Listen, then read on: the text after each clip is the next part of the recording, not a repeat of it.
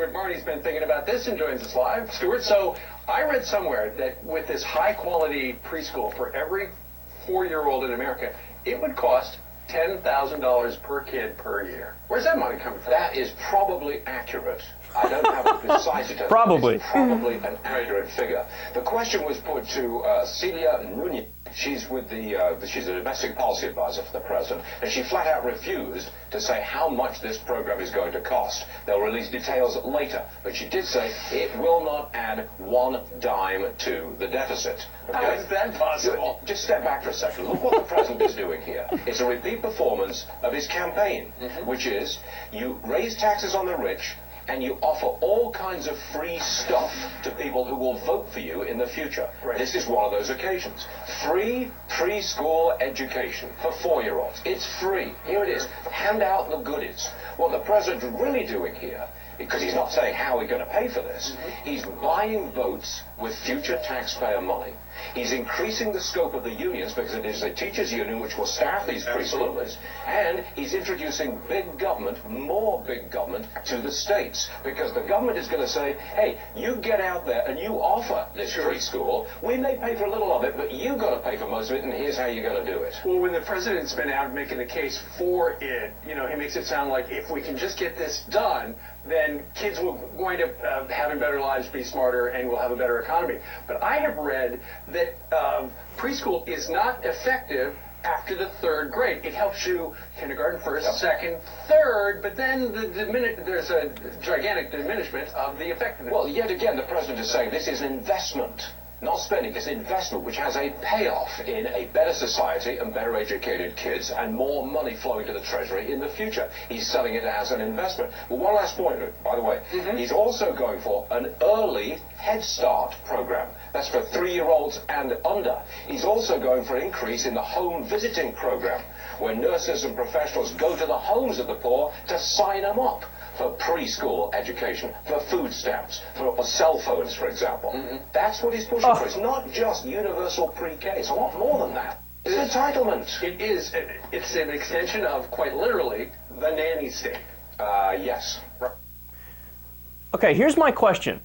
Has anybody on Fox News ever in their lives heard anything that government could do that they said, okay, let's try it, or it might be a good idea, or let's hear it out? Have anything, any proposal whatsoever? Here's what I love about Fox News. They're so transparent that you know that if let's say Fox News existed a generation ago and TV did as well, and there was the discussion about having just public school in general, right? The original debate about that, right? Fox News would be like, oh, a free government handout. They want to have schools funded by public money. How dare they? But everybody knows today, yeah, that's the least controversial thing ever. If you're prioritizing the way you want your civilization to function, your society to function, of course taxes should fund something like schooling. Why should only the rich be able to get an education, which, by the way, is what it's like when there's no public education? It's only the elites that get to send their kids to school. But that's what, keep it real, that's what Fox is hinting at, right? They might not come out and say it, but that's the undertones of what they're talking about. How dare these poor and minority kids want to get educated? And look, I love when Doocey, at the beginning, he's like, I read somewhere. Really? Where'd you read that? My guess is it wasn't a scientific journal or any serious publication. It was probably a right-wing blog. And then they say, he says it won't add to the deficit. And then they try to mock it, like, of course it's going to add to the deficit. Of course it will. Do yourself a favor, guys on Fox. I know you're not into the whole fact-checking slash research thing. Look up a law called PAYGO. Now, PAYGO was implemented originally under Bill Clinton. A little guy named George W. Bush, when he came into office, repealed the law. Then this other guy, when he came into office, called Barack Obama, put the law back into place. PAYGO is a law that says anytime you propose a new program, you are going to offset it either by tax hikes or spending cuts or a mix of both, so it will be paid for. But they don't talk about that, do they? And then, again, Doocey with the I've read that preschool isn't effective. Yeah, again, I'm sure you read that at some ridiculous far right-wing website. And by the way, Ezra Klein, just the other day, was doing this long spiel about how there's like 4 studies or 5 studies that have been done on early education, particularly preschool, which is what Obama's proposal was. And every single one of them, even one that was done in Oklahoma, red state, every single one of them is overwhelmingly positive. They say it socially assimilates kids better, makes them more well-adjusted, it's a predictor of having better future outcomes in terms of getting a job and stuff like that. So Fox just making stuff up. And then my 2 favorite parts, at the end of it, when you saw Varney tried to squeeze in the Obama phone, where he say, yeah, you know, see, this is what Obama does, where he just gives stuff away, like what he's doing, cell phones and this and that and this. The Obama phone, I like to play a game called Spot the Idiot. If you've ever heard anybody mention the Obama phone, they're an idiot.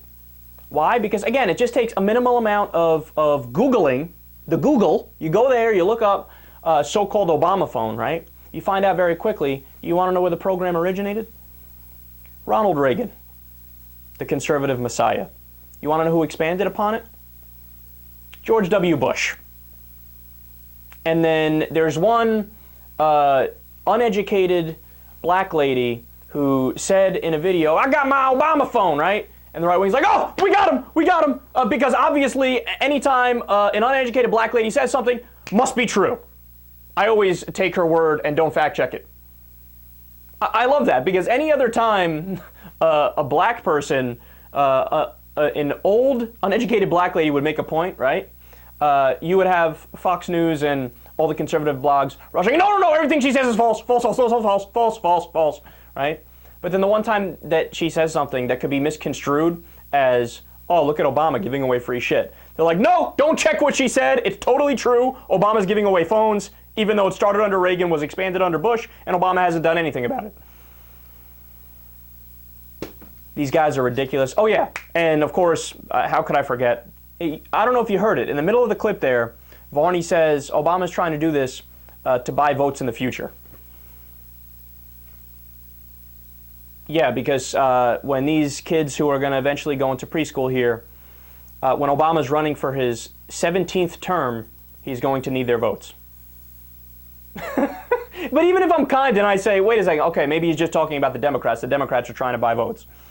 Could it be not that they're trying to buy votes, but maybe that they're trying to implement a program that the American people like?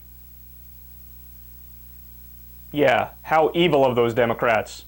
Always doing things that the American people enjoy and think is a good idea. They should be more like the Republicans and only pass bills that the American people hate and despise.